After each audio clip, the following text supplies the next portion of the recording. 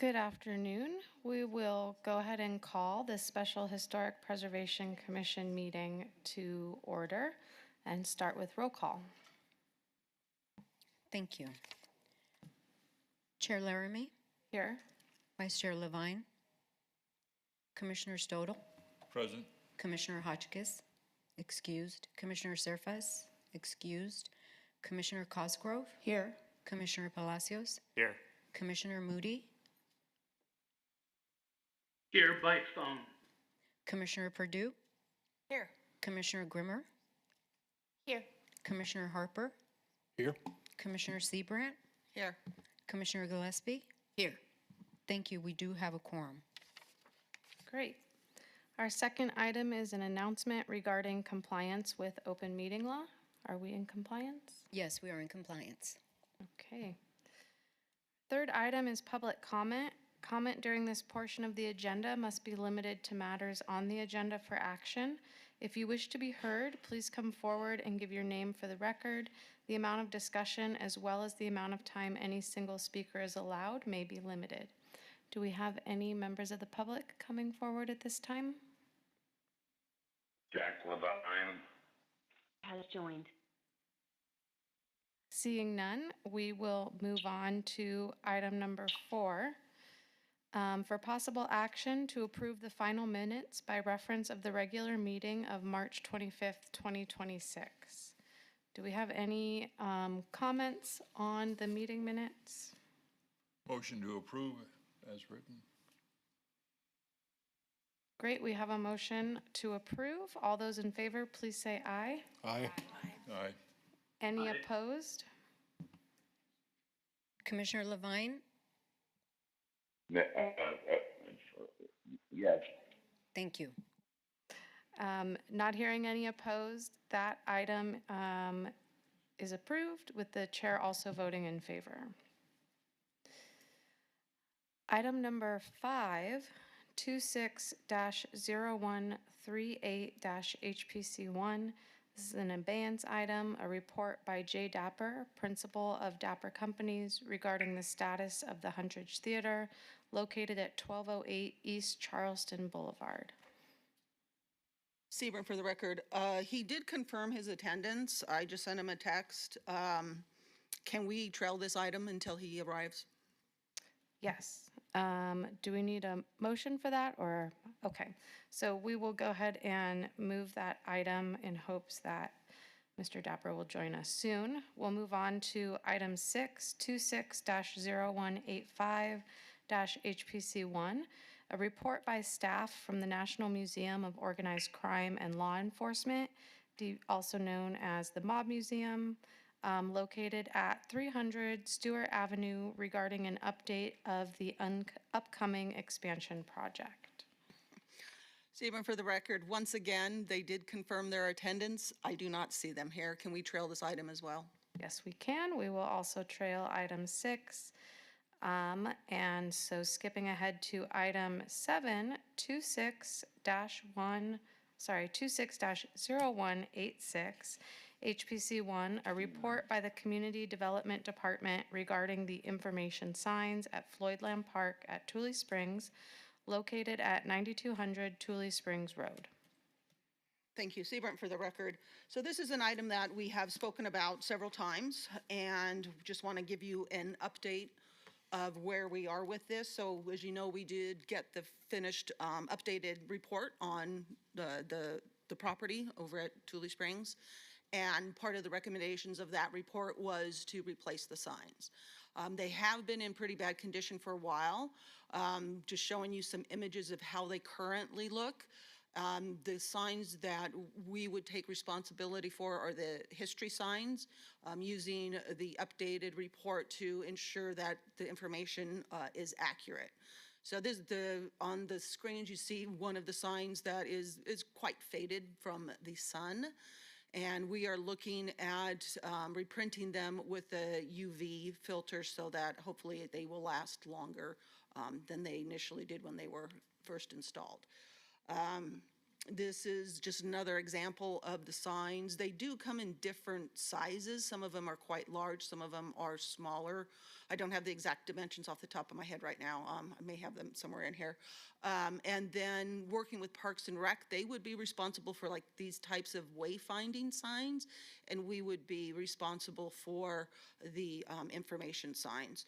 And right now, I'm getting a few different quotes. I don't really want to put anything out there right now because I don't have a firm quote on how much these will cost. But I'm working with the Parks and Rec and Cultural Affairs on getting prices for these signs. And once we do have those prices, then depending on the cost, we will either come back to this commission or to the Centennial Commission for potential funding. So happy to answer questions if anybody has any. Sure, questions from the commission? Please. The question is maybe threefold in the sense of the HPC is responsible for the accuracy of the content. So is that a formal process that we're going to check the existing signs, the 32 signs that make sure that, 'cause I thought there were a couple of them that were inaccurate would be maybe not the proper phrase, but they weren't correct. Are we going to check all 32 signs or just the ones that have been damaged? I'll checking those with the report that we received. Because the information from these signs has been taken from past reports, and then we had Katz Environmental do the report that this commission looked at through several drafts, 2 drafts in the final. And then we'll be using that information, I'll use that information to cross-reference to ensure that the information and the history on these is accurate. When do these signs go up? You know, I don't know. I want to say 2010, maybe. I honestly really don't know. I believe it was a Centennial Commission grant in the early years of the commission, that commission. Do we know how many need to be replaced because of condition? Well, all of them will need to be replaced. Because the sun has just beat them up. They all look like this. You look incredulous right now. Because they don't all look like this. The ones who are not facing the sun almost look like they're brand new. I mean, I went out and looked at all of them. Some of them that were facing the sun are just completely, you can't read at all, but the other ones that are flipped the other way are brand new. Well, because some of them are inaccurate, and plus the city seal is an old city seal on those signs, so we want to update the city seal. If there's one that looks in pristine condition, we can keep it.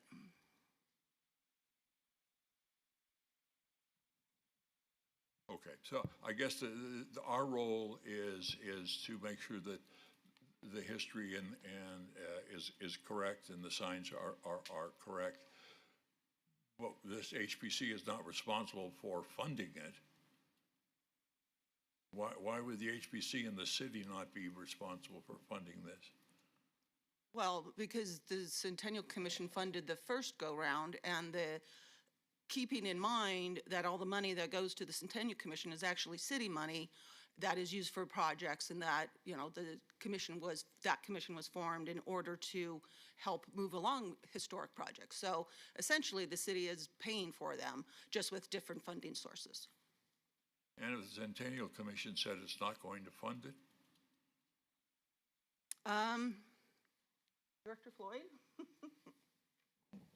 So Seth Floyd for the record, if we went to Centennial Commission for a funding for a project that they chose not to fund, but it was on a city property like this one, we would have to find it in our capital budget elsewhere to fund it, or find another independent funding source.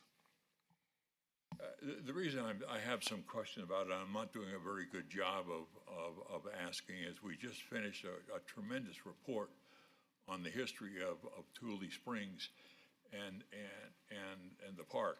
And out of that, there may be some fresh information that we either need additional signs or some of the signs that we have just don't reflect that important of a structure or a site.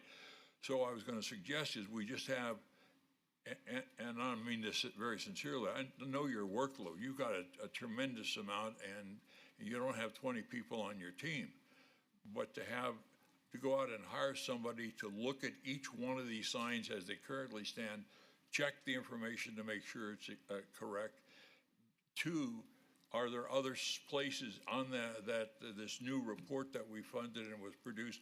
Are there additional historic elements that would be beneficial for the public to see, additional signs? And/or are there signs that, well, that's an old building, but it's not historic? I mean, I would suggest we check the signs, see what opportunities that we have,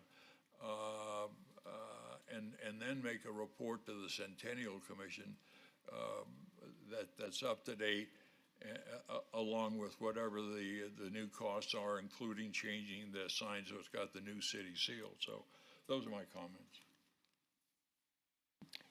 Thank you. And just to understand this item, this is a report, so I don't believe we can take any action today, correct? Correct, Steve Brown, for the record. This was just an update. That's it. Okay. No vote. Okay, I believe Commissioner Gillespie has a question. sure. Hollis Gillespie for the record. This may already be part of your process in doing new signs and so forth, but I know in the museum world, we're under much more mandated instruction to make sure that the text and colors and font style and size are ADA accessible for low vision people. So it might be something that your graphics team would have better knowledge of the particulars. Thank you. I'll add that to the list. Are there any other questions or comments from the commission? This is Commissioner Moody. Just a quick comment. I want to say thanks. This is long overdue. I could be wrong about this, but I believe there are a few new signs at the park. But I'm anxious to see the others updated. Thanks. Great, thank you, Commissioner Moody. I do have a quick question, Diane. In the backup, you provided us a list of the signs. Is this list of signs, are these all the informational signs, or does this combine some of the wayfinding with the informational signs that you were discussing? It's a combination of them. A combination of them? So Okay. we'll, like I said, once we get closer to actually doing this, whether we hire a consultant to do it or not, we'll make sure that we have accurate. Again, this is just an update to let everybody know we're working on it. Okay. And if we wanted to bring forward a proposal to potentially hire a consultant, do we need to request that during the agenda, future agenda items? Or is this discussion enough to bring this back as we further move through the process? I believe it would need to be future agenda item, unless council has a different answer than that. Chairman, this is Jim Lewis, City Attorney's Office. I'm sure that the Historic Preservation Officer has heard what folks have said on the commission, but if you'd like to have a future discussion about that in particular, I would ask during the agenda item for future discussion items and have that discussion during a properly agendized item. Okay, thank you. I think we are ready to move on, and I see we have some of our earlier items ready to report on. So we will return to item number 5, which is 26-0138 HPC1. This is again an abeyance item, a report by Jay Dapper, principal of Dapper Companies, regarding the status of the Huntridge Theater located at 1208 East Charleston Boulevard. Hi, Chair. How are you? Welcome. Thank you very much. I am here to give a report on progress we've made on the Huntridge, and I know that the commission has been provided the report. I don't know when you first got it, but I'm going to run through it, and then also I've got another item that I don't know if you've been provided, but it's a proposal for a study that we'll go over. And I guess I'll just start at the beginning. So I've been in discussion with the city to put together a public-private partnership where I would sell the Huntridge Theater to a 501c3 nonprofit that would ultimately run and operate the Huntridge long-term. And the purpose for this, and it's part of the proposal, is in order for, I think, community theater and different groups in the arts community to be able to utilize a space, it truly has to be a type of structure that works for nonprofits. Previously, I was working on developing this site under a renovation and then something that looked more like a traditional lease with a group that we were working with called the Soho Playhouse. But, you know, after a lot of time and consideration and realizing that some of these groups that are out there, well, most of the groups that are out there are all nonprofits and they operate as such. Their pricing structures and the revenues that they generate are all, you know, under a nonprofit structure. It doesn't make a lot of sense to have a for-profit development that then can, you know, have the type of rent structure that works for those groups and organizations. So we put together a proposal and we're in talks with the city now. In addition to that, there is a study that we're working on commissioning with Maggie Plaster in Cultural Affairs, and that study will better define the need both for kind of a nonprofit theater space for all of these art organizations, and then it will also help lay out the structure in a better way, and so that we can understand all the pieces and parts and how this will work. And so what I'll do is I'll start to go through the presentation, and then at the end, if any of you have any questions, I'd be... Just a quick question. Sure. We didn't receive any reports. Sebring, for the record, it was only submitted at 5 p.m. last night, so it's not included in your backup because it wasn't submitted in time. So is it on there now or? Oh, you know No, what? it's not in the backup because I brought copies, so Mr. Dapper can I has just... copies. Can I just Oh, that'd be great. Thank you. see if I have enough? Okay, so here, so I'll give you all of those. This one as well. Just...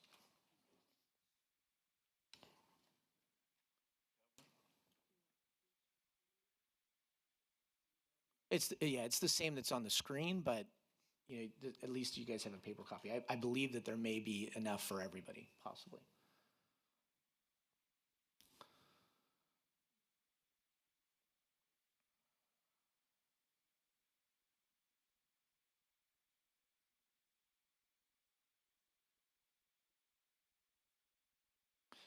You guys can also see the screen too, right? Okay.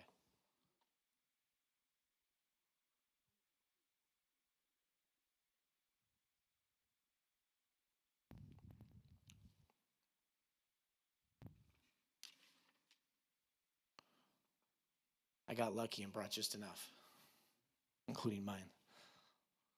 All right. So the first page is just some history of the Huntridge, which I think you've all seen before, so there's no reason for me to really go through that in great detail. Second page, which is the opportunity, it's basically just talking about things that you guys have all heard of in the past, which is, you know, what's the purpose of this and why are we doing this? I know that the HPC's mission is to protect buildings and make sure that, you know, older buildings that are here in Las Vegas are preserved, which I share that want and that need very much. I recently have completed the Mission Linen Building, which I've brought before you guys in the past. We're just completing all the core and shell improvements, and the Evel Knievel Museum is in the process of moving into that building. And I invite all of you to come potentially take a look at it. You know, it's known as the Mission Linen. It's a 32,000 square foot building in the Arts District. And in addition to the Evel Knievel Museum, we've got a lot of other great food and beverage components to that project coming in, and they're all under construction. But pivoting back to the Huntridge, so in addition to renovation of the theater, I think that a big part of this is, why are we doing this? And as I said in my earlier statement, creating a place for arts and cultural organizations to thrive and kind of have a home is important. I didn't realize when I first started this project how there's a lot of really great nonprofit organizations that are here in our community that are, essentially couch surfing. They either have a semi-permanent or even a temporary space, or in some cases they don't have a space at all. And those groups use library facilities, they use facilities at UNLV and other facilities, and they do their best to put on productions and events, but they don't really have a great place to go and do what they do. And so the idea behind this partnership is not only just renovating, a historic building, but it's actually creating a really great place for all these groups and organizations to kind of call home. And so, you'll see the third bullet point there. It says support local nonprofits and creative organizations. That's going to be a big part of this project. And as I said before, it's very difficult to do that under a more traditional development project where, it's a for-profit developer. You have to charge market rents to make things work. And in this case, I've realized that will not work in order for these groups and organizations to really be able to utilize this space. The ownership of the Huntridge itself needs to be a nonprofit. The last part of that slide that you're looking at is activate the downtown arts district and surrounding neighborhoods. I've completed quite a few renovations of buildings in and around that area. And, there's some really great restaurants and bars and things that people love. But I think that part of town, and specifically, the area of, we'll call it the Huntridge neighborhood, would really benefit a lot from having this cultural hub, at the corner of Charleston and Maryland Parkway. Things have been very difficult on that intersection for quite some time because there's been a lot of heavy construction going on. A lot of the businesses that are in my shopping center across the street and the other buildings that I own just in that general vicinity have really struggled with a lot of the road construction that has occurred on Charleston and Maryland Parkway. Luckily, those projects are very close to being done. And hopefully when they are, all of those businesses will start to see a little bit of a relief when it comes to all of the construction that's been going on. The next slide is the partnership model.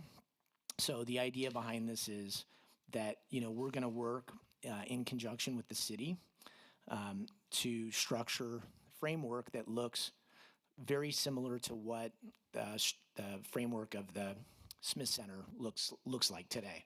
So, today the city doesn't run necessarily the Smith Center, but they definitely participated pretty heavily in the development. And, when the Smith Center got its start, there was certain grants and things that were extended to the Smith Center in order for that project to get off the ground. And today, it's a very healthy organization. It is a nonprofit, and I believe that it's considered to be a very big success. And so, not that this is going to be exactly like that, because it's a little bit different, because we're going to have many different organizations that are going to be a part of this. But it will be a framework that's similar to that. And so this goes through the basic steps of what will happen next. So the first step would be acquire the theater. So by the end of the year, it's my goal to have the nonprofit complete the transaction to own the theater.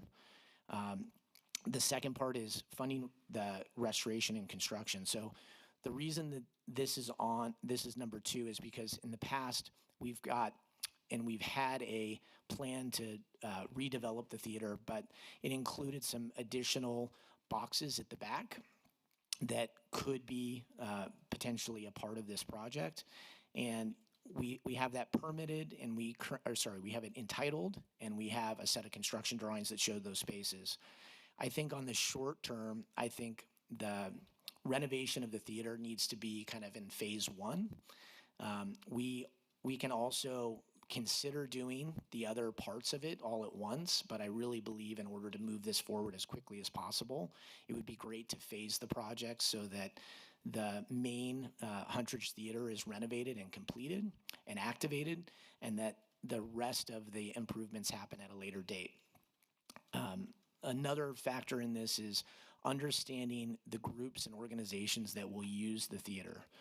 Before, we were designing it to kind of be a one-size-fits-all. There was a lot of unknowns, and although Soho Playhouse was giving us direction, there were parts and pieces that, when I was talking to local theater groups and organizations, they were pointing out that there were components that we didn't have worked out. And so we started talking to a great theater consultant called Fisher Dax, and that group was brought by Dr. Bowman. And I guess he had previously worked with them at the Smith Center. They specialize in doing nothing but theater build-outs. And so they've studied the current drawings that we have. They've made a pretty big list of recommendations on things that we can change. Those aren't changes that happen on necessarily the exterior, but it's more changes that happen on the interior of the space to better support multiple users and different arts and cultural users that would occupy the space. And then number 3, as you can see, is establish a long-term nonprofit for operations. So I think that it's pretty important that, we make clear today the city, doesn't want to have long-term, we'll say, oversight or involvement in this project. And when I say that, I don't mean that they won't be a part of it. I mean, very much like the Smith Center, the city isn't getting involved in the day-to-day operations. And so in speaking with Maggie and, various people within the city, I think it's clear that in order for this to be able to work, that it has to look a lot like what we described as far as the framework of the Smith Center. And therefore, on a long-term basis, the 501c3 will be the one that operates the theater, works with all of the groups and organizations that will occupy space there, and they will be kind of the shepherd and the one that runs the show. The next slide is the information about the Huntridge Conservancy. So we formed this 501c3 in order to be the ultimate owner of the theater. It's been formed, it's been initially funded, and we are starting to accept donations. The mission is essentially all the things that we talked about today: restore the historic Huntridge Theater, support the arts and cultural programming, provide space for local nonprofits and community organizations, and operate the venue in a sustainable way after the renovation is complete. The acquisition structure, so parts of this proposal today, you'll probably have questions, and so some of the questions I can definitely answer, but then part of what the AMS proposal that I'll share with you today, in order for that to be completed, it's going to help us kind of build the framework out better and really understand what we need to do next. So right now, the Huntridge Conservancy, which will be the 501c3 that ultimately, owns and operates the theater long-term, is going to raise at least 50% of the acquisition cost. I've made a commitment that I will be selling the theater for the appraised value. So instead of, going out and,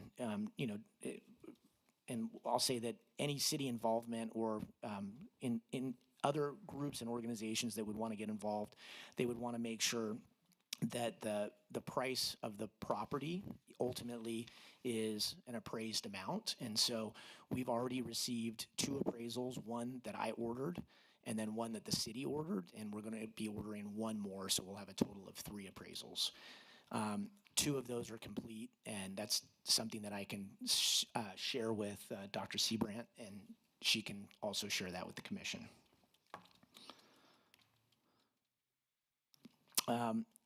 After, one of the things that is important for us to know down the road is, since this will be a public-private partnership and more importantly a nonprofit, there are certain things that we've already qualified for. So for instance, we have historic tax credits. that I paid a consultant to help us get. Um, Understanding all the buckets of potential money that are available to a nonprofit are important. I've noticed that as I've gone through this journey of trying to figure out the best way to renovate the theater and kind of bring it back to life, it seems as if there's a lot more programs and things open to nonprofits as opposed to a for-profit developer. And so a big part of the reason that we're shifting this way is because I think that there's going to be a lot more grants and things that we're going to be able to get, making this a nonprofit and, you know, truly making this something for the public. As far as the programming vision goes, you know, I'm not a theater person per se, and so part of what we're going to be doing is getting the right group of people involved in the project that are going to be on the board, that are going to help guide it and decide all of these things. The idea is because ultimately I can build a building and I can construct something, but that doesn't mean that I can operate a performing arts theater. One of the main reasons that we're going to have somebody like Maggie involved from the city is because these are the things that she knows. She's very aware of all the groups and organizations within the community that have homes or don't have homes. And part of this process of really understanding what's going to go in here is going to be a big part of the communications and the work that we do with the city and Maggie's department. And then the community partners that are involved, arts organizations, cultural nonprofits, educational programs. So, you know, we're just blocks away from a school that does nothing but, you know, support the arts. And so, you know, the idea is if this is a nonprofit and its mission is to support the arts, you know, we think that we will have a lot more community involvement. Could be from UNLV, and it could be from, you know, our local performing arts high school that's just down the street, and then also having film and media programs and music and performing arts initiatives. And then ultimately, the operating model. So the Huntridge Conservancy will ultimately program the venue, manage operations, and maintain the facility in a long-term basis. Part of the AMS proposal, I believe, is going to really outline, you know, how that framework looks long term. And so part of the reason that the proposal that we're going to hopefully move forward, they're going to take all these things into consideration and help us kind of outline what this is going to look like. This is just a slide about community impact, which, you know, talks about preserving the building, expanding access to arts and culture, making sure that we have a permanent home for all these local nonprofits that currently don't. Many other markets in the country that are smaller than Las Vegas, you know, have city involvement and have done a really good job of supporting these local arts organizations. And I think that, you know, we're a little bit behind on that, and that's something that we have to work on, and that's why I think this project would make a lot of sense. And then the path forward is, so we're going to be finalizing the Huntridge Conservancy Board, completing the appraisal process, which, as I told you, we currently have 2 appraisals. We need one last one. Finalizing the acquisition structure, which in a part happens through the study that we have. Completing the capital campaign, and then ultimately really identifying what the scope of the project is, which in the past included building the entire project all at once, determining whether phasing the project makes the most sense, and then moving things forward. And then the last thing is securing all the programming partners. So all the local groups that are going to be potentially occupying the space, identifying those groups, and then really getting to know what they need, and then baking that into part of, you know, how we build the project. And that's the end of the proposal. So I would be happy to answer any questions that you have. Unfortunately, I don't have multiple copies of the proposal that I was telling you about from AMS, but I can provide that to Dr. Seabrandt. And she can distribute that out, I think, to you guys at a later date. Thank you. I just have a couple quick clarifying questions, and then I'll turn it over to the commission for more questions and comments. But if I'm remembering correctly, there's essentially like 3 buildings on the site, although they are attached. Yes. So does this proposal pertain only to the theater, or would it be the entire complex? That's a great question. So it's only the theater.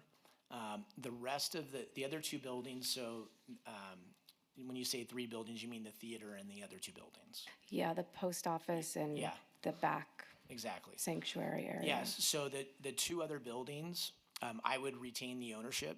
Those would be for-profit development. I've already signed a lease with a group that is going to build a restaurant in one of those spaces. And so I think part of the success of this is, to have a great place to go, kind of like the Smith Center. You've got Vic's across the street, and it's a place that people like to go and hang out and eat or drink before the show. In this case, we would have 2 of those food and beverage spaces, but those are all going to be market rents. The proposal is to split the parcel and the property, and so when you see the appraisals that we've done, it shows that essentially we would split the property right down. There's actually currently different parcels that exist, and so it would kind of split the property right down that. Okay. And then the 501c3, it wasn't quite clear to me. Has that already been formed? It has. Okay. And so that the Hundredge Conservancy is in existence then? It is, and we've provided the information to Dr. Seabrand, and she's gone and checked that out. Okay. Okay, I do have potentially some other questions and comments, but I'd like to turn it over to other commissioners, and we can come back if needed. I see, we'll start with Commissioner Purdue. Basically, what % of the restoration has been completed on the theater? Well, we haven't done any additional restoration on the theater because the set of plans that have been created were for us doing the entire renovation. And, in past, I've said that in order for us to be able to really know what we're doing, we've got to understand what the programming is on the inside. So the set of plans that we have are 90% complete. Those are construction drawings.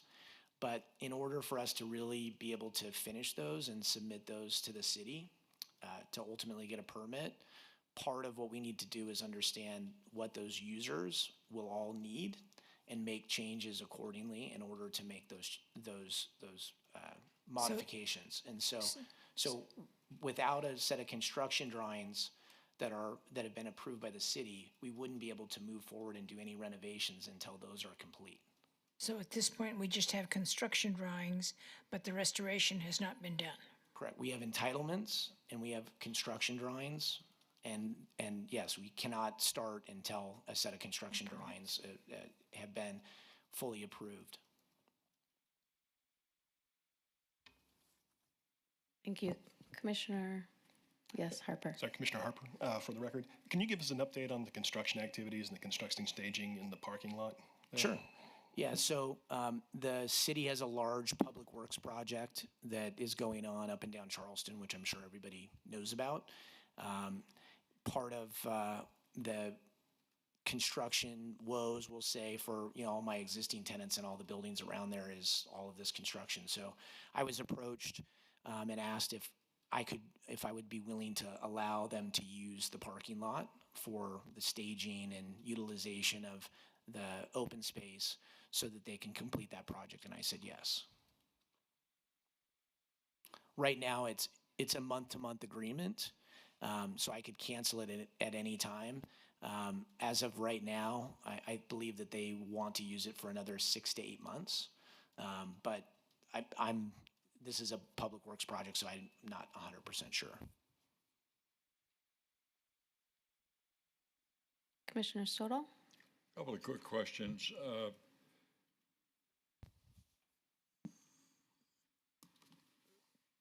not in this order, but the first order would be the appraised value. You already have two appraised values strictly of the theater itself, not the parking lot, not, or does the theater Yeah, it would include part of the parking lot? Yeah, it would include part of the parking lot. We have a site plan that shows it being split. So it's approximately 2/3 of the property. And I can provide that. It is in each of the appraisals, but I can provide that as a separate document so that the commission could see that and understand what that looks like. And I'm sure that you know that because you've been dealing with this building for more than your ownership. You were working on this in one way or another a couple of years before that. There is an existing agreement between the state of Nevada and the city of Las Vegas that the state of Nevada and all the covenants that were attached to previous loans are in a legal document, and I'm sure that that legal document is going to be part of the process that you're working out with the city and therefore the state. But the two appraisals are strictly for the theater and for the parking. It was pretty public that you bought the facility at about $4 million. Plus you've had to pay for the maintenance, and you also have been doing, restoration is not the right word, but you stabilized the building, the electrical and the plumbing and so forth. Do you have some built-in expenses that, where I'm getting at is the appraisal, does that just include the building or any money that you've already laid out? Yeah, I think the appraisal just does what appraisals do. It assesses everything, so it's going to take into consideration we've spent a considerable amount of money on a set of plans. And I mean, normally a project, you say a set of plans costs $50,000 or $100,000, something like that. I mean, we've spent hundreds and hundreds of thousands of dollars on plans for this project, and design professionals and life safety, a lot of consultants. So I think it's taking all of those things into consideration. Also, I don't know if the person that's working the camera system, so I found the site plan, and if you could zoom in, it is on my phone, but this will give you a little bit better idea of how the property would be split. Well, I'm more interested at this juncture is what the city tax. The city doesn't have any money of its own. It all comes from taxpayers. And so there's two elements. One is what the city taxpayers are going to be paying the Huntridge Theater Group for that building. And then secondly, how this nonprofit, as you well know, nonprofits today are having a very, very hard time, not just in Las Vegas, but across the country, of receiving funds and so forth. A lot of them are shutting down. So the operational of a nonprofit to run the facility, they're not going to be paying for it. City taxpayers are going to be paying for maintaining the facility. No, so that's the point of what we're talking about. So very much like the current structure of the Smith Center. So that is a nonprofit. They have a considerable amount of money in their coffers. They raise money annually, and they have the license. They have the rental car license funds that come their way. Oh, I understand that, but the Huntridge doesn't have that. But that's just a part of the total amount of money that they raise. They do private fundraising, and there's a lot of groups and organizations that also do that. And so, let's just start back to the beginning, and because my concern is the funding. What are the two appraisals? Are they roughly the same? Well, no, they're not roughly the same. I mean, they're in the same ballpark. One appraisal, which is the reason that there is a need for a third appraisal, is one of the appraisals appraised it as a land value only, which would almost indicate that you were going to knock the theater down. And I think that that's not a good way to assess it. And so the first appraisal took all things into consideration. And so what I think has to happen is on that third appraisal, there has to be really specific, a very specific understanding of what the person is appraising. I think that they need to take a little bit more time looking at the current set of entitlements and plans. Understand that obviously the theater is going to be renovated. You can't consider it land value because that's not a fair way to assess it. And all those things need to be taken into consideration. What, are we talking about 8 or 10 million? No, nothing. So right now, the two appraisals, one that's land value only is just under 5 million. Okay. And the one that took all of the buildings into consideration was, I believe, right around 7 million. Okay. So again, I think that it's a combination of, those two things. I believe that the first one is probably a little bit more comprehensive. The second one, they didn't spend as much time considering all aspects. So would that initial money then come from the city? No, 50% would come from the nonprofit and 50% would come from various organizations and groups. So meaning the city, one of the things that the study will do is identify all of the potential places that we can go get money. And so there could be money that comes from RDA. There could be money that comes from other city organizations. And so the commitment that the 501c3 is making is to raise at least 50% of it, possibly more. And you hope to have this done by the end of the year? Yes, I do. All right, I may have one or two more, but the funding was the biggest issue for me, and along with the operational expense, who's going to be paying for that? And that's in the both of those items, Commissioner, are in the proposal. So I say that it's important to know that I don't expect the city that they have ongoing operational expense. And then it's also in the proposal that 50% of the money is going to be raised by the nonprofit, and the other 50% is going to be, we're going to go out and seek that publicly. As you know better than anybody, this is a major announcement that you made, at least to this group. I haven't seen it publicly, so a lot of stuff is going on in my head. You're really the first to hear it, other than the conversations that we've had with the city and various groups. Is the proposal public? Is that something HPC could see? So Seth Floyd for the record. No, there's no official proposal that we are reviewing. He's talking about, Right. Seth, he's talking about this proposal. Oh, the document, yeah. There's a feasibility study that's available. We can provide that to the commission afterwards. The nuts and bolts of a deal have not been reached yet. I would say this is kind of in the preliminary stage. We've had conversations, certainly. A lot of work has gone into putting together the structure here, but city's role is still a little undefined at this point. But yeah, if we could see a copy of the feasibility study would be great. Thank you. Great. Do we have any other questions? Commissioner Grimmer? Commissioner Grimmer, for the record, I guess my questions are kind of along the same line, because this is sort of a big change. Is this something that City Council ultimately will need to approve? I guess that's a question for Seth. Yeah, Seth Floyd for the record. The short answer is it depends. I think it depends on what the city involvement ultimately at the end of it looks like. Okay, so it's still sort of up in the air. And Commissioner, I just want to answer that. So that's a great question. So right now, in order for us to shift to a 501c3 in this project, or the theater portion of the project to become, a true nonprofit, and Seth can always correct me if I'm wrong, the city doesn't have to weigh in on that.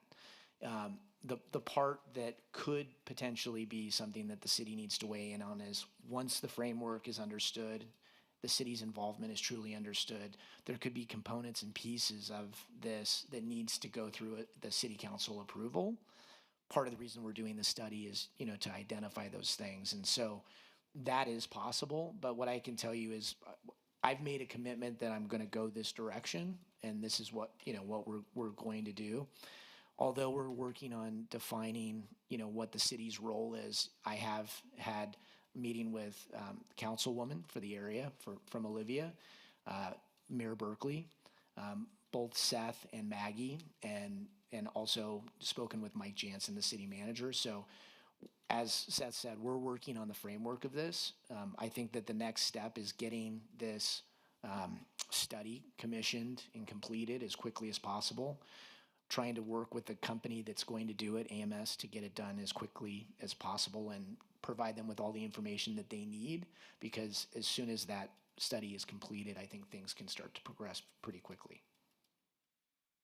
Okay, that's good, because I know that's not really the purview of our commission to determine that, but I guess I would just be concerned, what are the backup plans, if it doesn't succeed? Yeah, well, Theaters fail all the time, and so then is the city on the hook? No. Are we back to square one where we're trying to figure out how that's the very to make use out of this really amazing historic building? Yeah, that's the very reason we're doing this. So I think that if I would have completed the redevelopment of it, had we'll call it a more market rent structure based on the costs to construct it, and then had community-based, theater organizations trying to live in the space and pay, rent that is market rent, I think there's a good chance that it could have been not successful. The whole reason that we're shifting to this is so that it's sustainable long-term and that it will work. And so I don't want to say that there's not a plan B. This kind of, in a way, we're realizing, or I'm realizing more.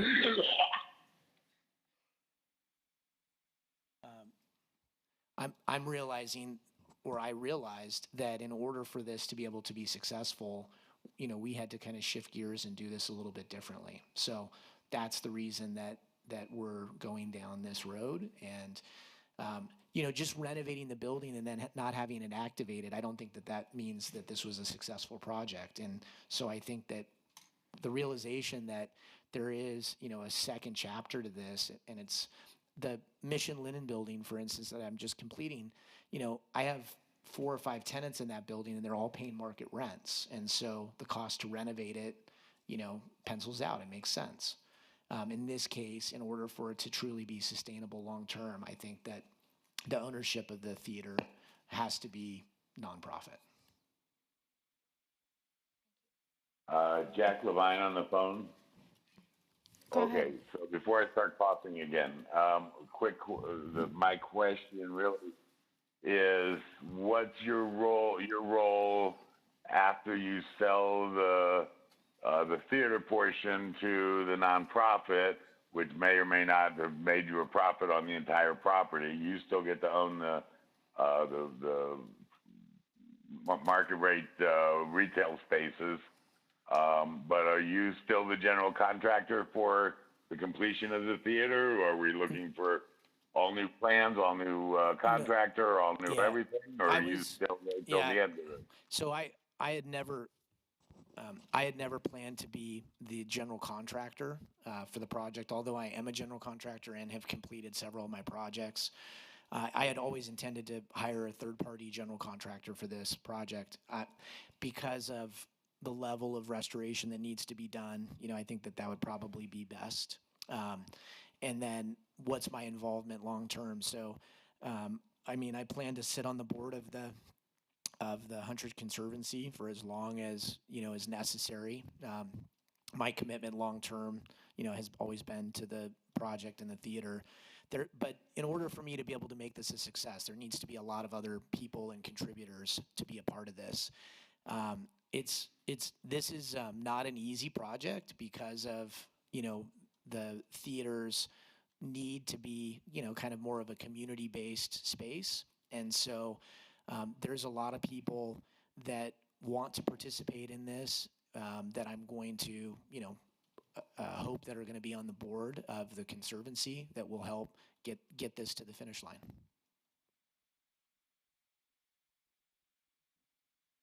Okay, whatever. Just one couple last questions. Sure. In your discussions, do you see this Or have you had these discussions of the money from the city would come from the redevelopment fund or potentially from the Centennial Commission?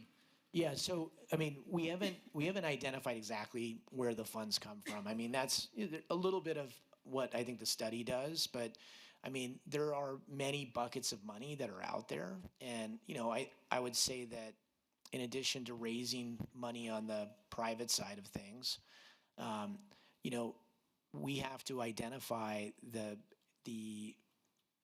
we'll say the buckets of money that would fit this and then go after those sources. And so, I think that this being a nonprofit and this truly being a community-based project, I think opens up a lot of avenues that probably previously weren't open to us.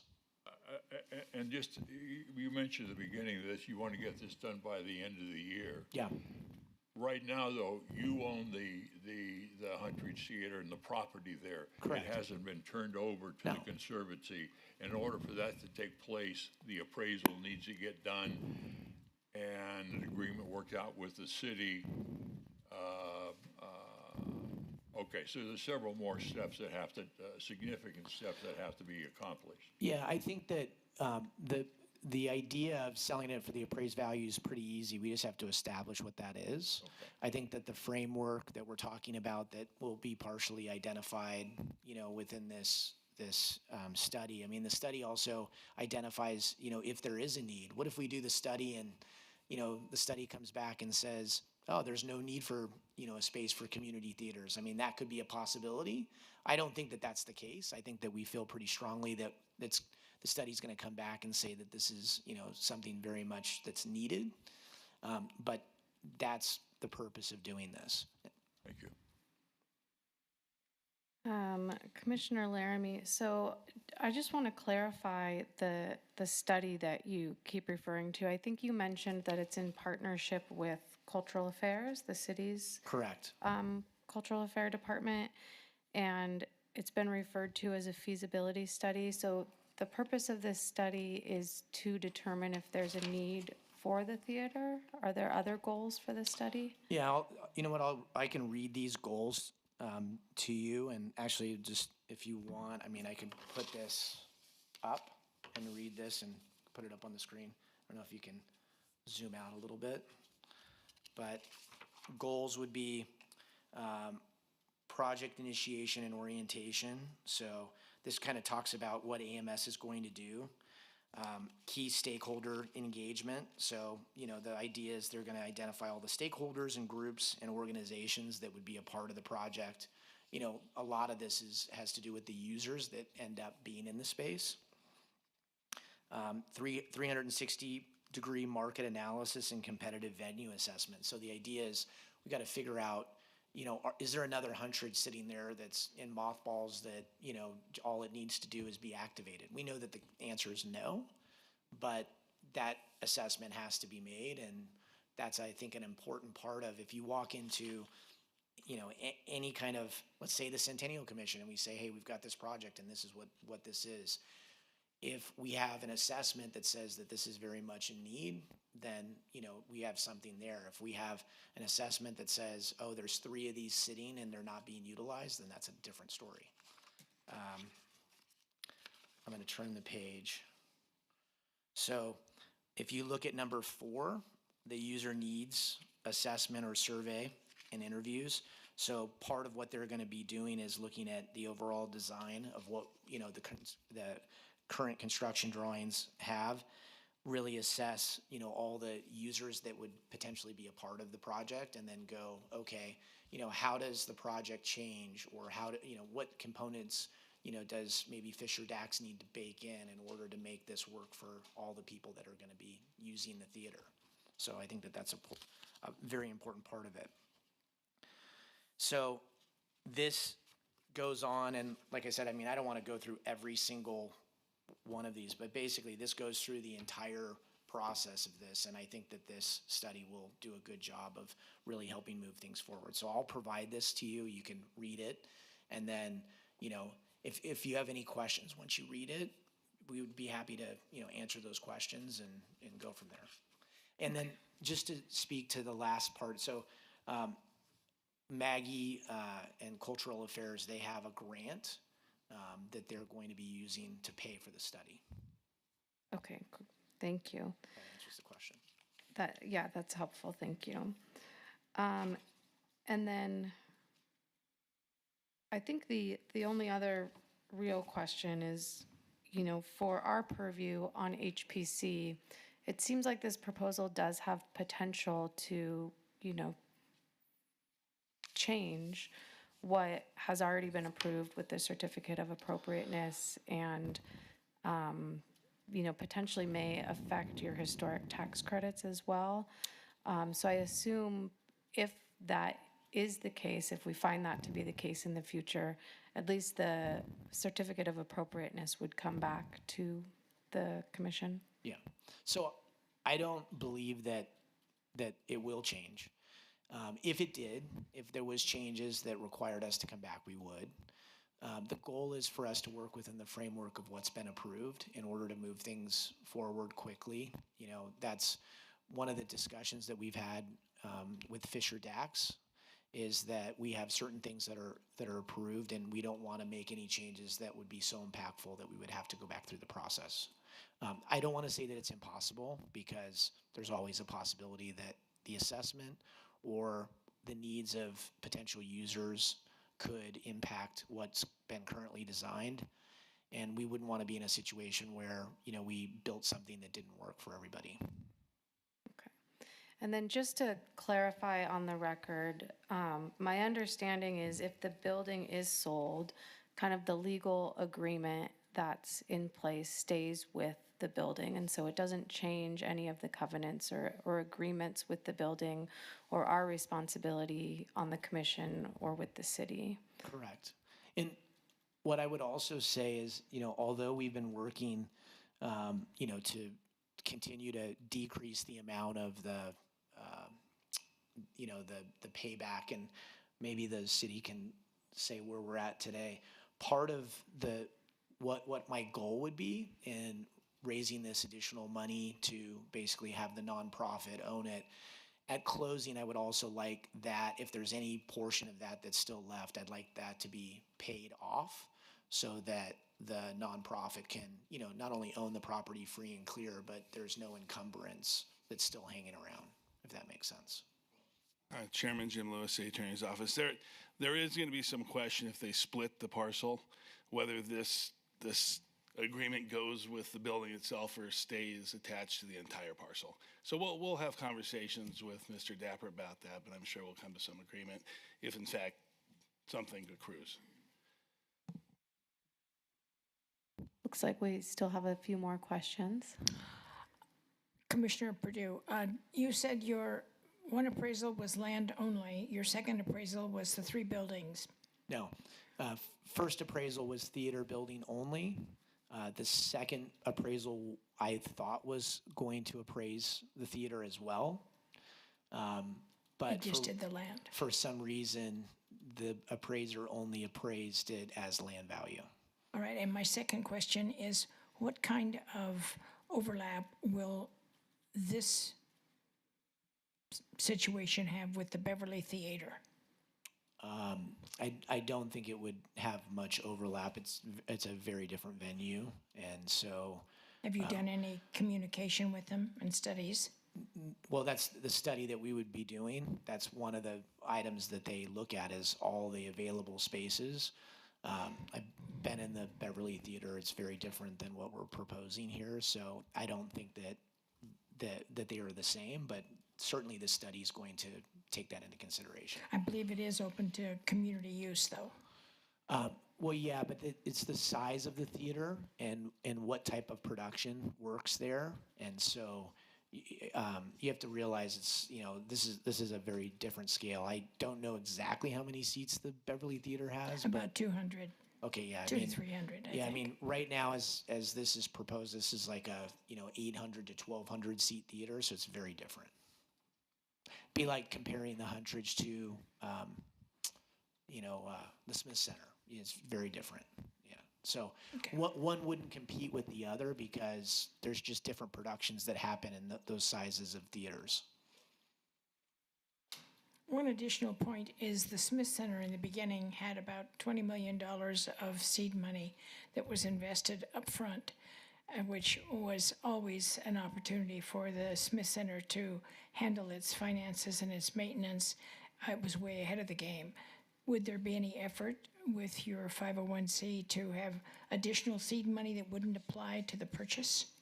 Yeah, I mean, part of putting this together is not only raising the money to purchase it, but it would also be, overall long-term maintenance of the property. You have to realize that, I mean, this is just step one. So acquiring the theater is the first phase, and then raising the money for renovations is another phase.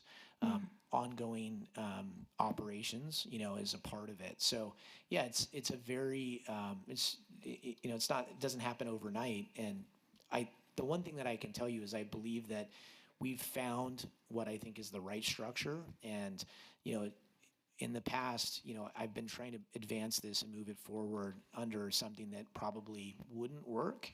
And so I feel that I've made a positive change here. And it doesn't mean that I've worked out every, single detail. There's a lot of things to be worked out. And I don't know exactly how long that project took to put together, but I bet it was, many, many years. And, from the time it was first conceptualized to the first performance. And so this is a little different because that was ground up. And so once, the site was determined and, an architect was picked, things were a little more straightforward. This is taking all those same components into consideration, but it's also having a historic building that, comes before the HPC and has certain limitations. And so it makes it a little bit more difficult to get done because you have to take those things into consideration. Commissioner Stoddle? Just the last, what the chair mentioned regarding the existing legal document between the City of Las Vegas, the HPC, and the state of Nevada. Currently, ordinances provide this body with some oversight with the exterior of the building, the painting and so forth. However, the document with the state of Nevada that was approved by the Attorney General's office and by the city attorney here and signed by both you and the mayor gives this HPC group some oversight into the interior of the building, including the lobby and the theater itself. And without putting any words in the chair's mouth, I think that that's specifically one of the elements that is a very important part of that document, along with the question of the judgment and the reduction of that you don't want to see continue to go over. Those are things that are going to involve the HPC. And clearly with advice from the city attorney and the city staff of recommendations in those areas. But those are a couple things that are going to be kind of front and center as I move forward, or as this project moves forward. So thank you. Agreed. And I think that, the city having involvement in the project helps through that process. And, obviously, it's our goal to continue to live up to, all the standards that have been set forth. But understanding ultimately my goal is not to change, what's already been approved. But obviously, if for some reason we identify something where there is a change that's necessary, we would bring that forward to the HPC and go through the appropriate approval process. But as we've talked to Fisher Dax, that's been at the forefront of the conversation is that, here was the approval, please work within this framework.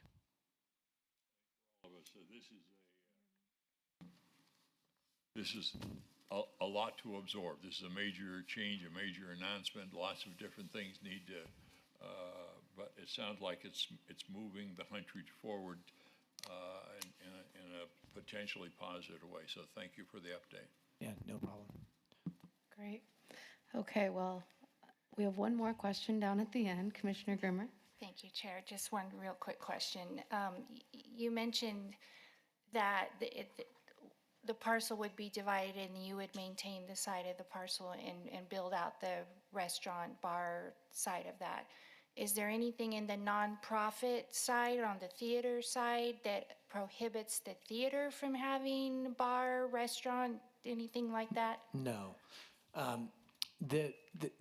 So we only have one food and beverage lease signed. We would want the theater, I mean, the theater should have certainly a beverage component, maybe not food. But if it turns out that it does have a food component, the hope is that both of the food and beverage, establishments that are next door could help support the theater. Part of this feasibility study and then ultimately changes that Fisher Dax makes, those changes will dictate, what kind of food and beverage ultimately end up in the theater. But there would be no restriction on the theater having, both a beverage and a food component. Okay, great. Well, as our commissioners have said, this was quite an update, so thank you for all of the information. I don't think we'll get all of our questions answered at this stage, but we look forward to your future updates and hopefully great progress to report coming soon. Thank you. And I'll provide the proposal for the study, the appraisals, the exhibit for the lot split and all of those things too. In fact, I was going to say, Madam Chair, if you want to just hand that to the clerk, since you showed that on the screen, that way she'll have it in the record. Okay. And if I send all of those documents and items, you'll be able to also share those with the board. Yes, whatever you share with us, we can include in the materials we send to the board. Okay. Thank you. Thank you. Okay, we will return now to item number 6, 26-0185 HPC1, a report by staff from the National Museum of Organized Crime and Law Enforcement, DBA, the Mob Museum, located at 300 Stewart Avenue, regarding an update on the upcoming expansion project.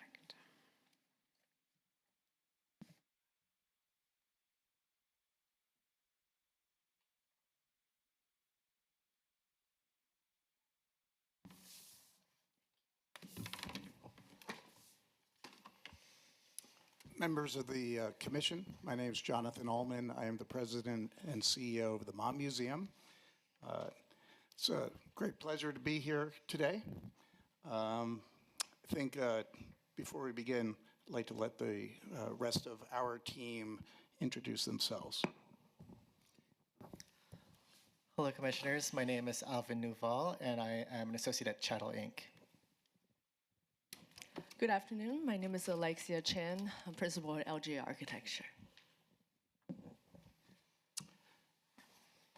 So I think members of the commission will recall that we were here last December, and we presented a plan for an addition to the historic building for our expansion purposes. When we were here in December, it was also an informational update. We got some good guidance and some good feedback from the commission. We've made some updates to the plan, which we want to share today.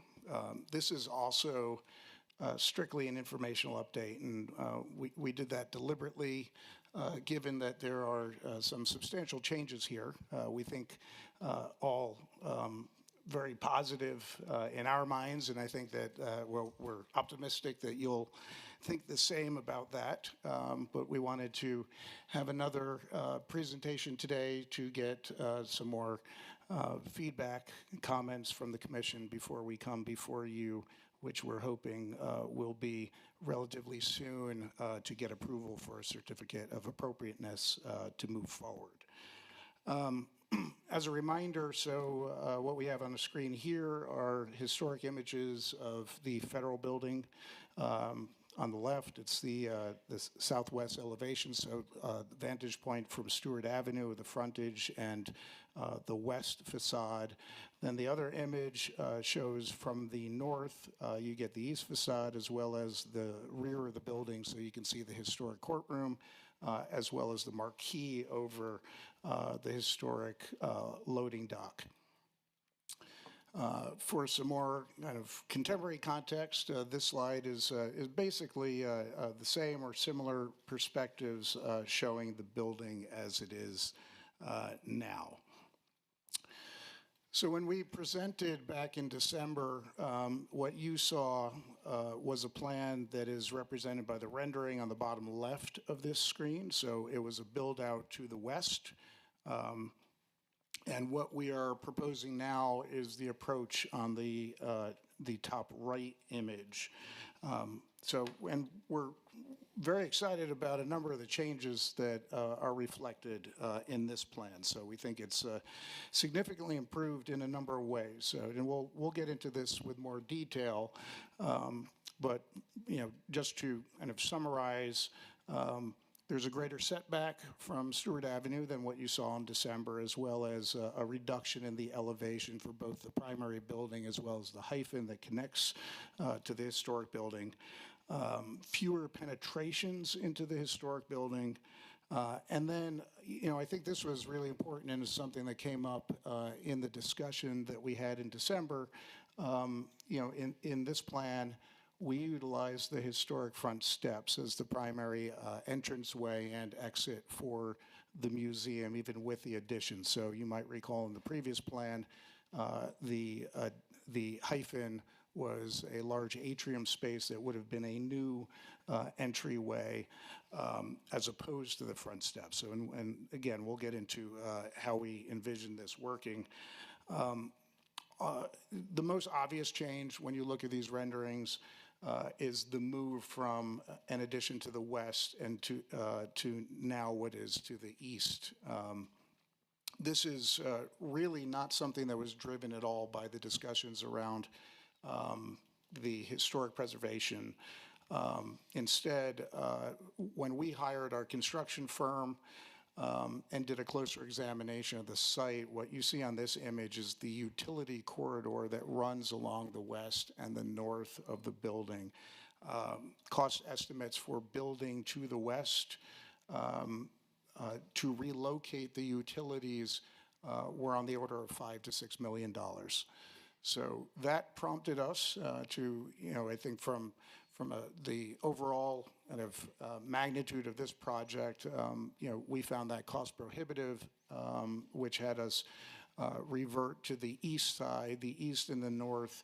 And you can see in this drawing, can't point it out here, but where the parking lot is essentially the property line. So you can see in that kind of that rectangular with the crisscross, that's the property line on the east. So we want to make certain that we're not building across that property line such that we're on two separate land parcels. So the plan going forward, as you can see in this rendering, is to go east and then wrap towards the north side of the building. And now I'm going to pass it to Alvin Nuval to talk more specifically about the changes to the building, massing. Yes, hello again, commissioners.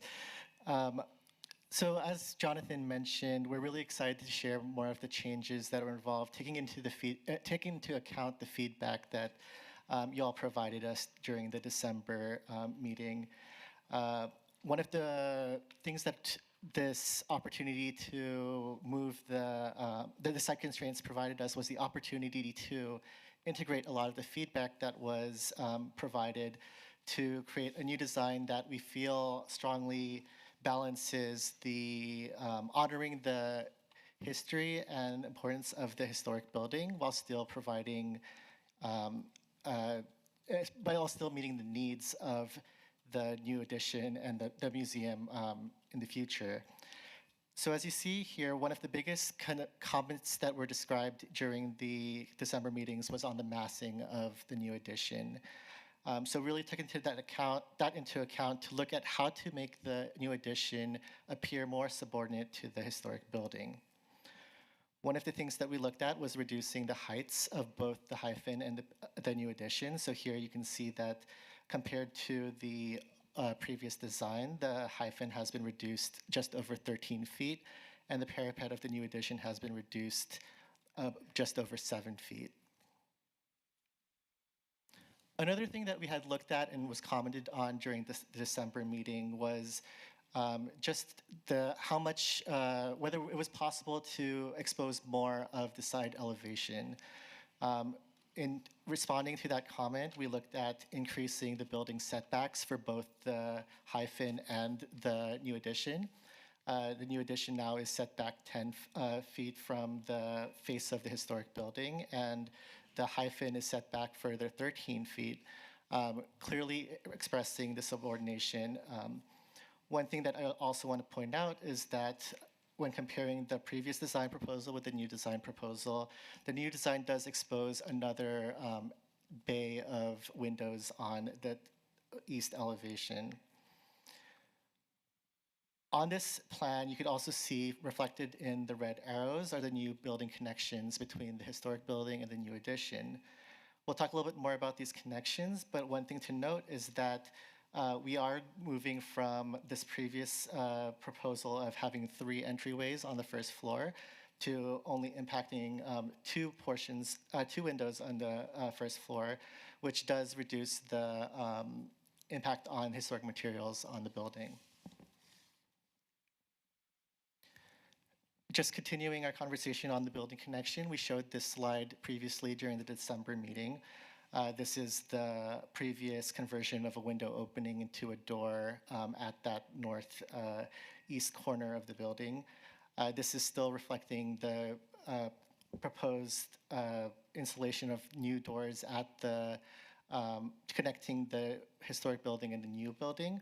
One thing to also know about the shift from the west elevation to the east elevation is that this corner is the corner that has been previously altered. So rather than making alterations to a corner that previously was not altered before, we are now focused on a corner that does have previous alterations as well.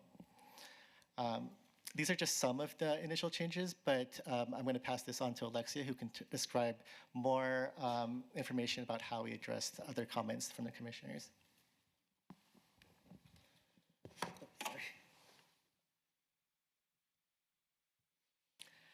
Hi, it is our pleasure to give you some updates on the design. So here we're seeing a floor plan. We're going to go through just some of the highlights of what's changed and what we think are the improvements in this new updated design. The interior program of the addition has not changed from our last report, although you can see clearly the building has moved from the west side to the east side and now connects from the east facade. One important major goal in this redesign is to continue to use the historic stair in front of the historic building as the main entrance, and using the new only as a secondary or special event entrance. So decreasing the importance of the addition while pushing it back, as we can see here on the plan. And we also added a new very minimal ramp for accessible route to lead anyone with the need to the same entrance at the historic front doors. And one thing to point out is we went from a 2-story building to a 1-story building with only some small mezzanine on the second level, which we'll point out in a later slide. This slide here shows some of the material improvements based on some of the comments that we've heard to coordinate the materials better with the existing colors and finishes on the historic building. I'm going to go to the slide so you can see a little bit better on the rendering that the masonry at the bottom of the new addition is to coordinate closely with the historic terracotta finish using new concrete masonry materials. The metal screens above it has been updated to a new color that matches better with the historic brick that's at the building. We're also making sure that the hyphen glazing, the glass will be a low iron glass to maximize the transparency and visibility to the historic facade that's on the east side. So on this perspective angle here, you can see a little bit better on the very minimal ramp that's added on the southeast corner to lead you to the main entrance, as well as the pushback hyphen M building exposing more of the historic east facade. This is the view from the north side. A couple things to highlight here. The highlighted red area on the side, wherever we left off without new addition are all of those utility zones that we previously mentioned. And we're also keeping the buildings relatively low to allow views and space around both the historic courtroom as well as the marquee. We're trying to be sensitive to that and not attach any new building to that area. If you can see kind of to the left side of the historic facade, there is a slight second floor addition to connect to a potential conference room, but the materials that are used are matching closely to the historic brick there. This is a view inside the new hyphen secondary lobby now. So we're taking care to expose as much as the historic facade here. So as you come into the building, you have another opportunity to be in very close proximity of the historic building. And then, like we presented before, we're taking the use of the historic window and modifying two of those, as shown here inside the room, into new doorways. But the design of the window will be very similar, closely following the historic style, even with the solid portion that used to be the windowsill here. And this is that second story connection to the kind of northeast corner of the north facade, where we could potentially have a conference room. So the same idea here is to continue to expose as much as the historic facade to be visible and to be experienced by users. And then we felt it's important to show you a night rendering, so that continuing the similar lighting that's currently being used in the south main facade, we're carrying that lighting scheme on this east side and continuing into the building, in fact, to kind of mimic the same look and also provide additional visibility at night when it's dark out.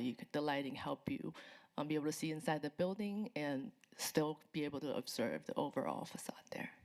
So with that, I'm going to turn that back to Jonathan. So thank you, Alexia. Well, with that, we're delighted to hear any feedback or comments or take any questions that the commission may have.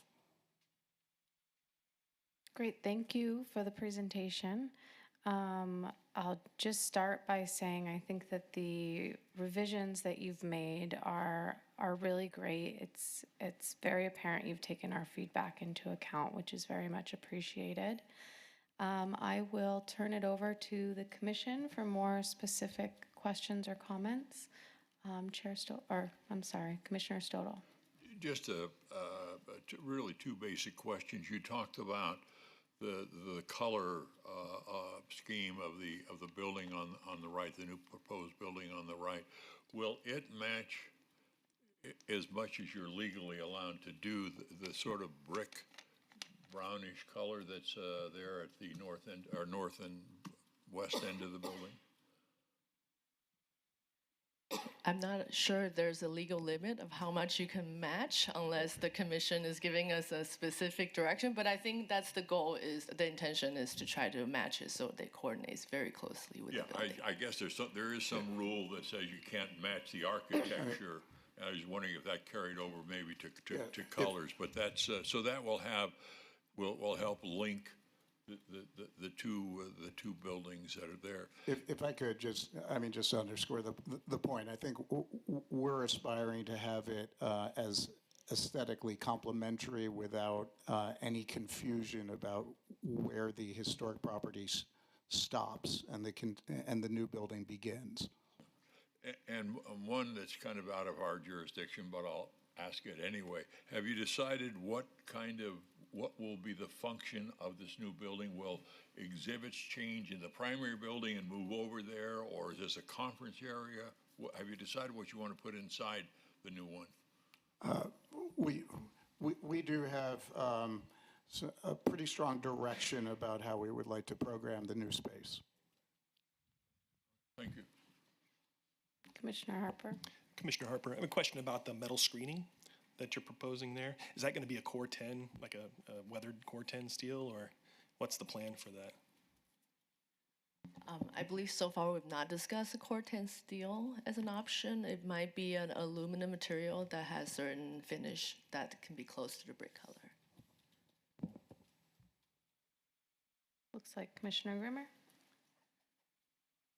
Commissioner Grimmer, for the record, I agree with the chair. This is a much improved design. I like the other design, but I think this one is far more respectful to the existing building.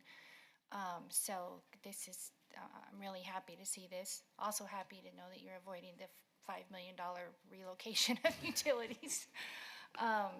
So one thing, and Jonathan, you know how I love visiting the speakeasy, but so this would cover up the super secret entrance to the speakeasy. So is that going to be relocated?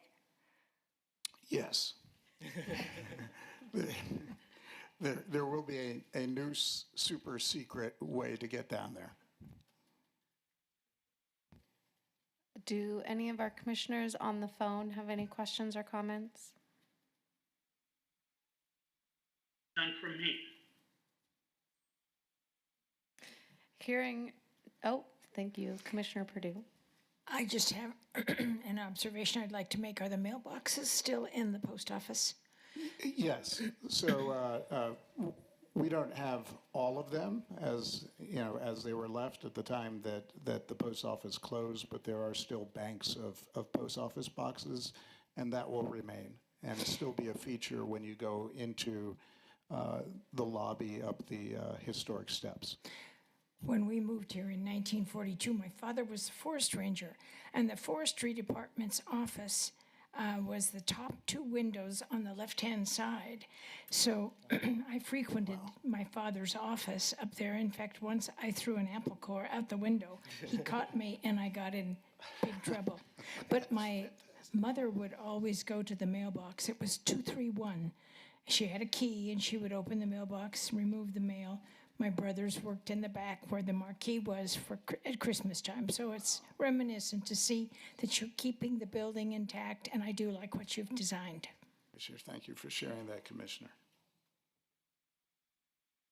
Okay, well, you've heard, I think, overwhelmingly positive comments from us. I know that you are still working with SHPO, so there could be some revisions that come forward.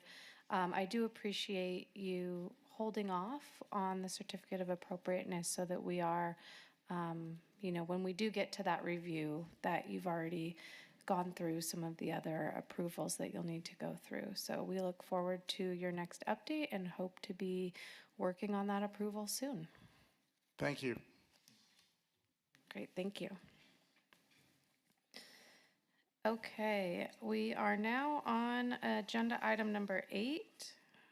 26-0187 HPC1, a report by the Community Development Department regarding voting results on the nominations for Historic Preservation Month that will be awarded at the May 27th, 2026 Historic Preservation Commission meeting.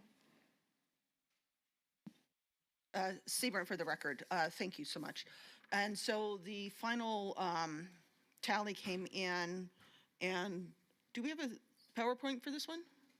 I'm sorry, I don't have the backup right in front of me. So it was all them that were awarded, and there was only one that was not given the award, because remember, we've changed our voting to only vote for one per each category.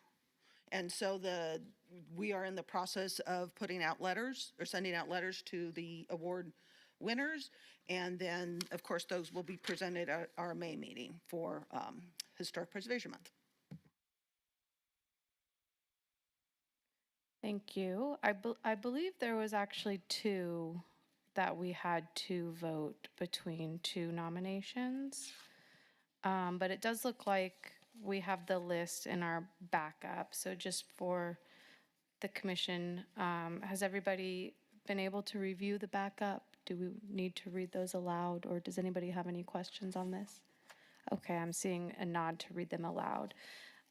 So it looks like the winners are the Junior League of Las Vegas. I believe that's for the bricks and mortar nomination. Eddie Escobedo Jr. for the El Mundo newspaper. I forget the specific name of that category, but I believe that's for exemplary media project or something along those lines. Sorry, I'm having to look at Seth's screen here. Oh, so for the winners is, the Junior League is for the Dorothy Wright Bricks and Mortar. The category's right above it, Chair Laramie. So it's the Business Legacy is the, for Eddie Escobedo, or however you say his name, sorry. And then we have Jeffrey Carlson for Historical Media Project, Claire White for Preservation Education. We didn't have any nominations for advocacy.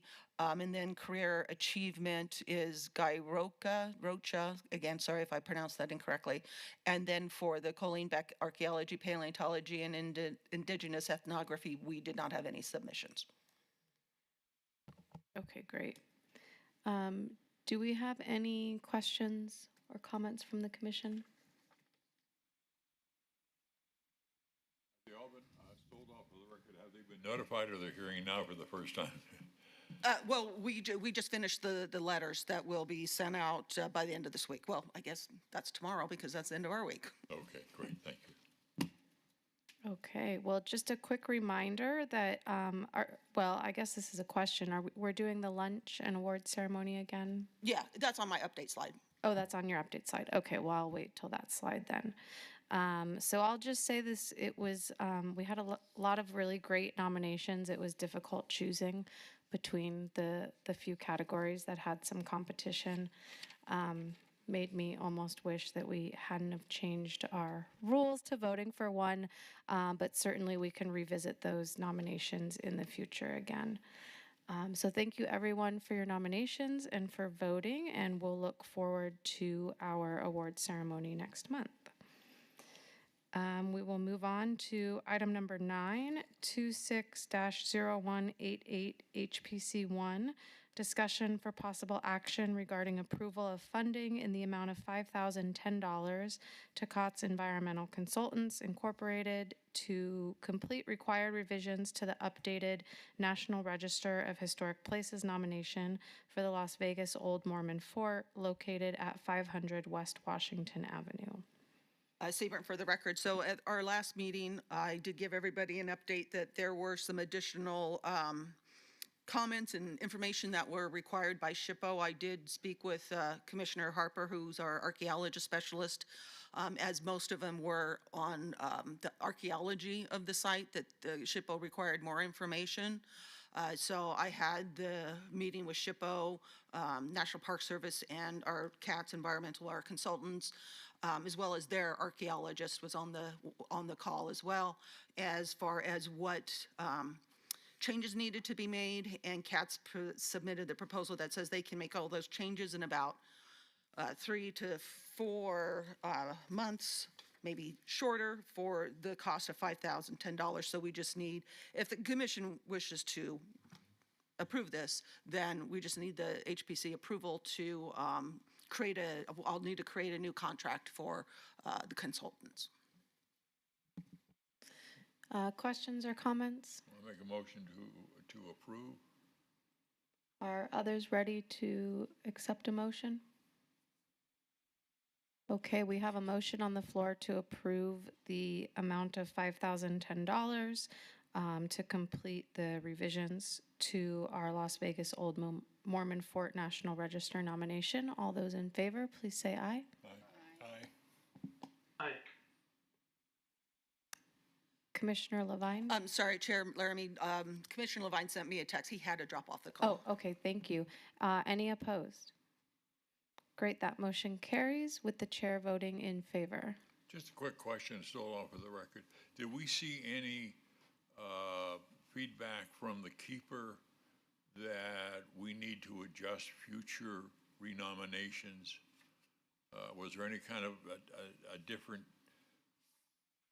feel or Sebring for the record. So this one is complicated because it involves the archaeological sites and involves restored buildings, and it involves the landscaping. So if we have another nominations that is more than just a single building, then yes, we would probably just need to do a little bit more in-depth research and writing.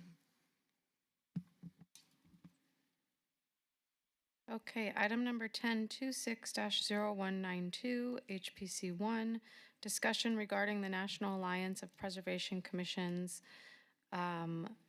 NAPC Commission Assistance and Mentoring Program, CAMP. Sebring for the record. So we talked about this a few times, and at our last meeting, we did vote on the topics that this commission wished to have as an in-person camp in Las Vegas for 4 topics. During our quarterly meeting with SHPO, come to find out that they are doing a state camp. So the state camp will be both in person in Carson City as well as available online.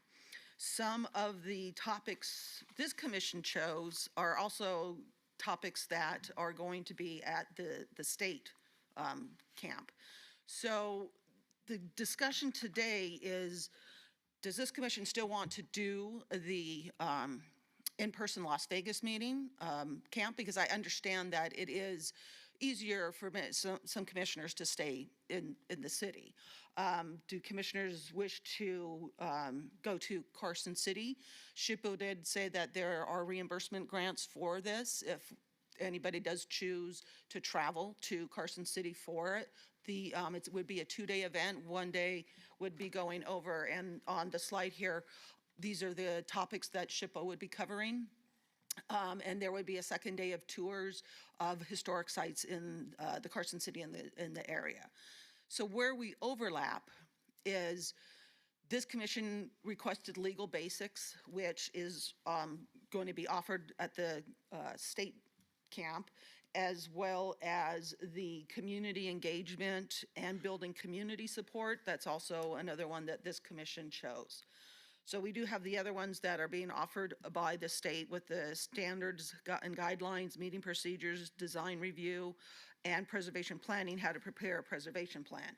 Where we differ is this commission also did ask for enforcement and violations, as well as the community visionary and engagement. So I just need to know which direction the commission would like to take this.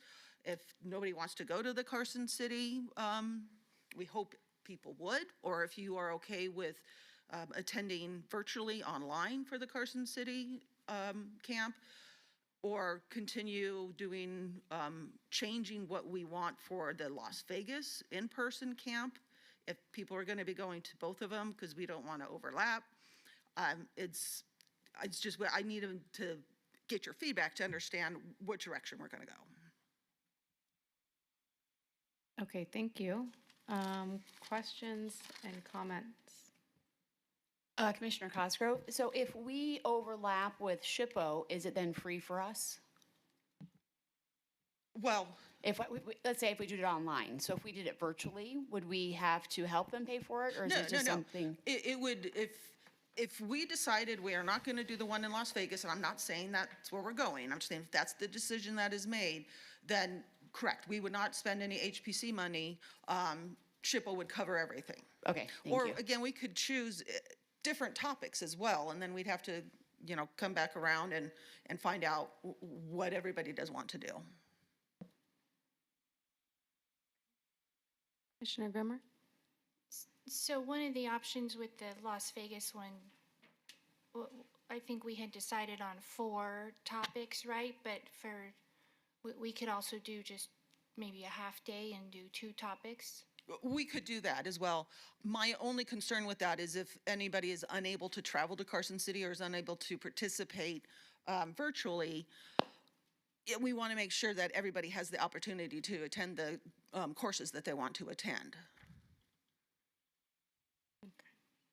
My question, Stella, for the record, is two categories that overlap are legal basis and community support. Correct.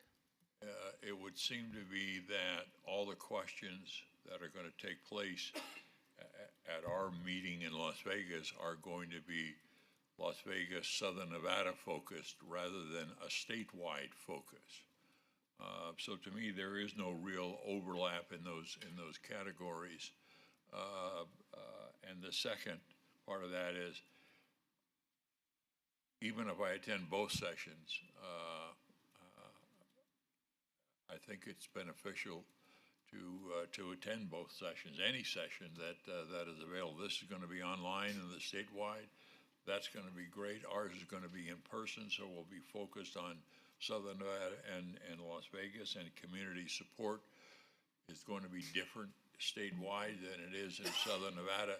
So me, personally, I'm going to try and attend as many online that SHPO is doing, as well as the ones in Las Vegas. I can use any education I can get. And that's fine. We can do both of them. It's just, I just want to make sure that everybody is aware that there are the two camps. And this camp is going to be September 24th and 25th, I believe. And those were the dates we were looking at. So we need to go back and talk to the camp trainers to find out what other available dates there are.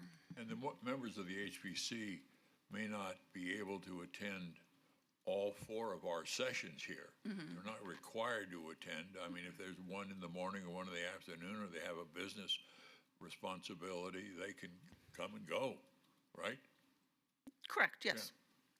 Yeah. Okay, thank you. Commissioner Laramie, I have attended camp training in the past, both here and also at conferences. And I do actually think that their trainings are geared to be more towards your responsibilities as a local commissioner. So I don't think that these topics will really be coming from a statewide perspective.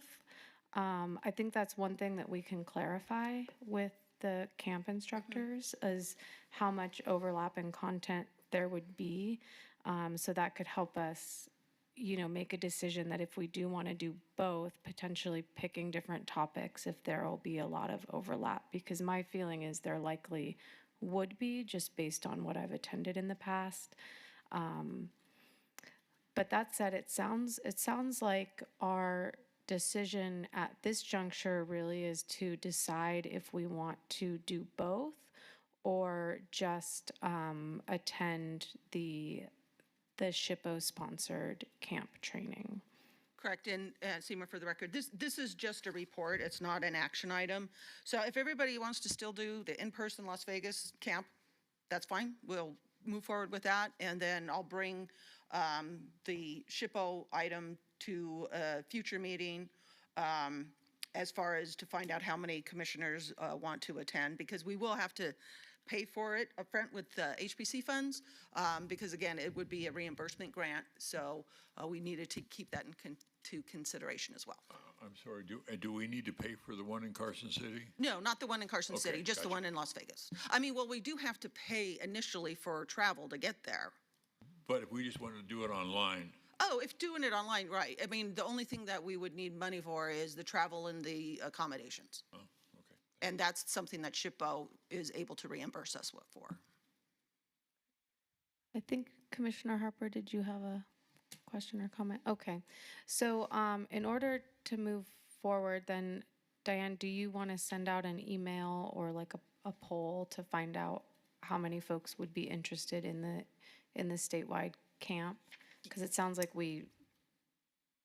I don't know if we can vote or make that decision based on how the agenda item's written. No, because this is not a voting item. Teresa will send out, as she always does, the survey, poll, I don't know, whatever you call it, and to determine interest in the statewide meeting. And again, if it's going to be in person or virtually. Yeah, Chairman, let's be clear. She's not sending out a poll to the majority or a quorum of this membership to then vote offline. I think what I'm hearing is that the Historic Preservation Officer needs to know which of you are going to select to go up north. And so you'll just answer yes or no to that. Yes. We're not taking a vote, offline without public. I just want to be clear about that. Thank you for clarifying. Yes, we'll, if we can determine the interest for attending the statewide camp training, then we can come back and decide if we want to continue to pursue a local training as well. I think the only other thing I would say, and this is a question for SHPO as well, is one of the benefits to potentially continuing to do a local training is opening it up to other community members who might be interested. I know we had some folks in our public audience last time who expressed interest. We also do have some nonprofits who may be interested as well.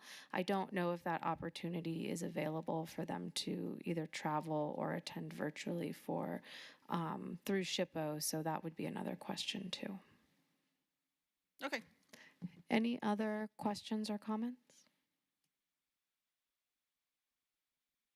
Okay, we will move on to item number 11, which is a report by the Community Development Department regarding directors' updates. Thank you, Madam Chair. Seth Floyd for the record. Two really quick ones. One is I reported last time Mike Cunningham, who was with you for a few meetings, has now been promoted to Public Works Director. So you're stuck with me now for a little while. It's official. Until we find a suitable replacement, I'll be back working with Diane and with you all. And it's always been one of my favorite boards, so I'm excited to be back. And I was going to introduce you, but I think she had to run. We have a new communications director, Megan Delaney. Diane and her team briefed her yesterday about HPC and Centennial because there's significant content, as you all know, on our website, and it's some of our most popular content that deals with the history of Las Vegas, and we have our own history landing page that gets a lot of clicks. So we briefed her on that. I believe in a future meeting here pretty soon, she is going to come and introduce herself to you and to the Centennial Commission, so we'll get that scheduled with her. But just wanted to let you know that we have her on board, and she's now up to speed on all things historic preservation here in the city. Okay, thank you. Item number 12, report by the Community Development Department regarding the project update list. Thank you, Sabrent for the record. And just a few updates. Where's my thing? Wanted to let everybody know that I'm going to talk about the parade here in a minute, that we did get the grant award for the SHPO grant to do the nomination for the Johnny Toko's boxing gym. I'm still waiting for the grant agreement. So as soon as we get the grant agreement, we can move forward. I'll have to put out an RFP for consultants, and then we'll have to go through the process of choosing a consultant. I'll let everybody know once we are at that point. So other than that, remember we do have Eldorado Days, the parade coming up on May 9th.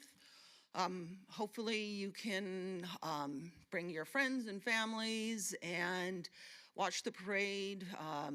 We don't have a float or anything in the parade this year. We are volunteering. So if you do come to the parade, you will see us there helping with traffic control and making sure everything moves along smoothly and answer questions. And so the parade route, again, it's on 4th Street, and it travels from Gas all the way down to, can't read my map. Oh, Stewart, yes, thank you. So hopefully, we always want to make sure that we have a good attendance at these because this is the Centennial Commission funded project.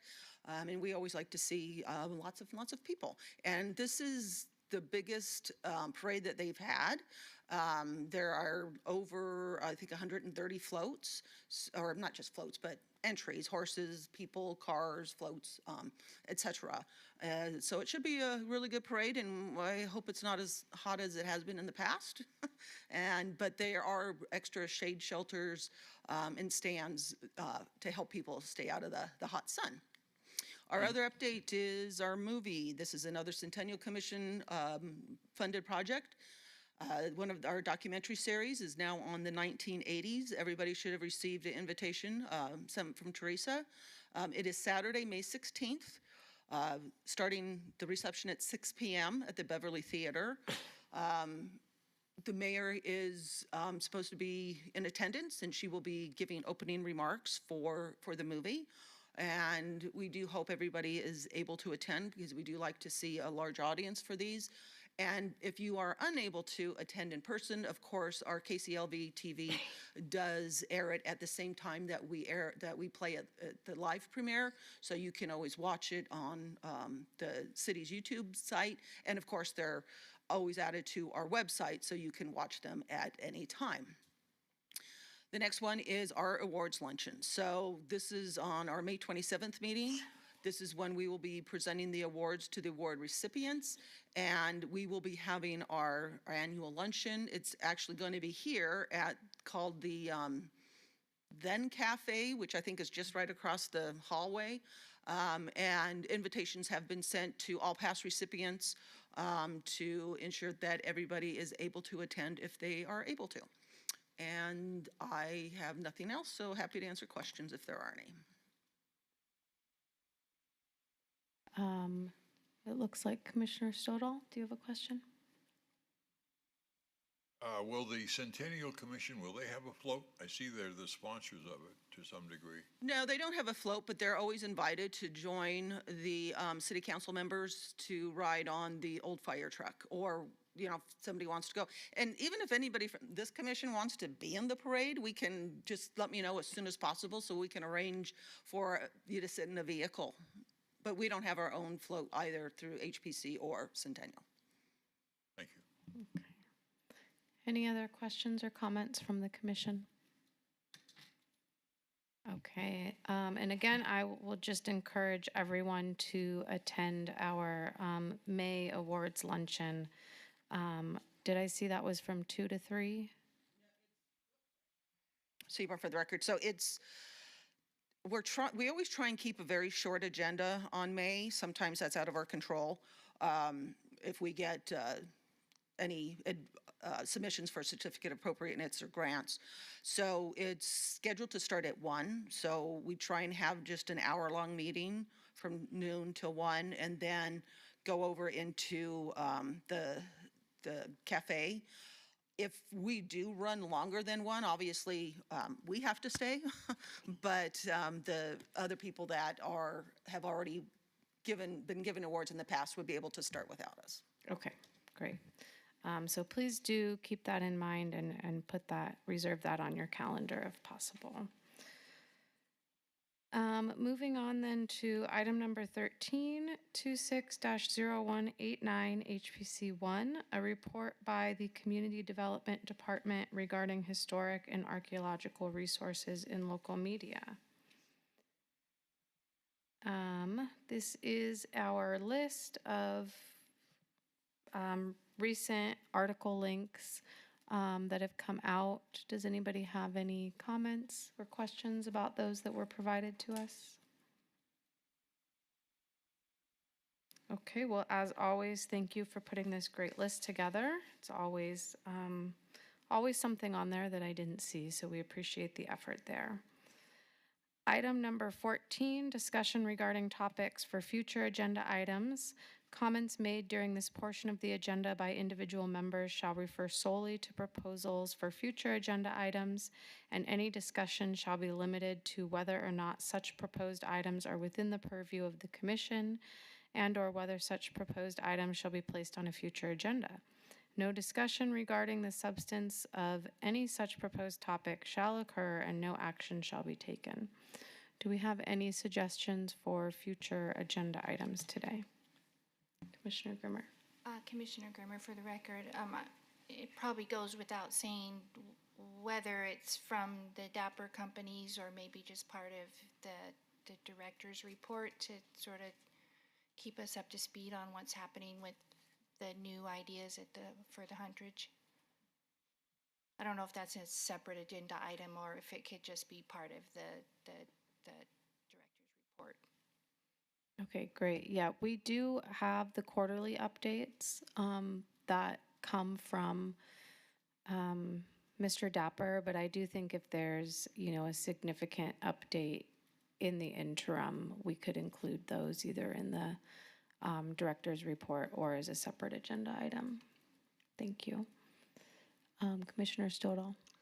The question about the Floyd Lamb historic information signs.